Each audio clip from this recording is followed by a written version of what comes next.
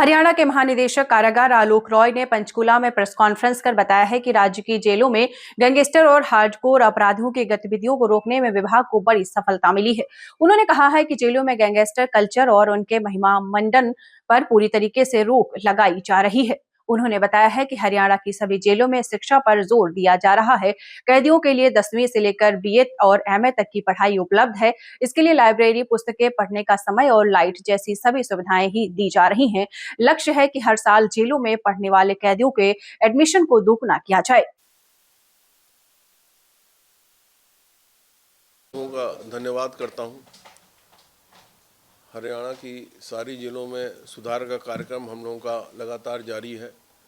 जब हमने चार्ज लिया था उस समय जब हमने फर्स्ट प्रेस कॉन्फ्रेंस करी थी तो इशू ये था कि जो गैंगस्टर्स हैं, जो हार्डकोर क्रिमिनल्स हैं, उनके अराउंड अगर कोई आपराधिक गतिविधियां चल रही हैं, कोई मोबाइल फ़ोन के या कोई फिरौती घटनाएं हैं या कोई इस तरह की है, तो उसको कैसे कंट्रोल किया जाए।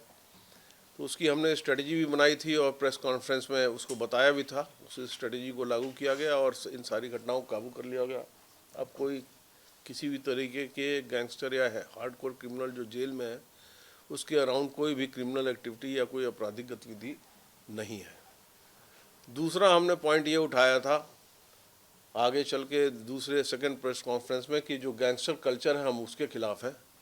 हम ना किसी गैंगस्टर के खिलाफ नहीं है, तो गैंगस्टर कल्चर के खिलाफ हमें चलना चाहिए।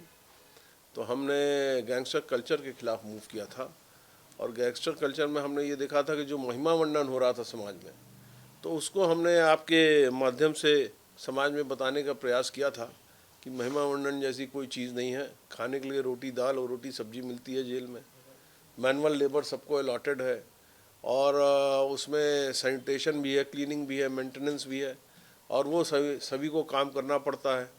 जो उनको दिहाड़ी तय है उसके हिसाब से वो पैसे मिलते हैं। अगर किसी को एनकाउंटर में पैर में गोली लगी है तो मैंने एक बार हम लोग अम्बाला जेल जब गए थे तो आपको दिखाया भी था कि किस तरह से उनकी स्थिति होती है और वो हॉस्पिटल में अंदर होते हैं और उनकी स्थिति काफ़ी दयनीय होती है और ऐसा कहीं से भी नहीं होता कि उनका कोई महिमा मंडन करने लायक हो।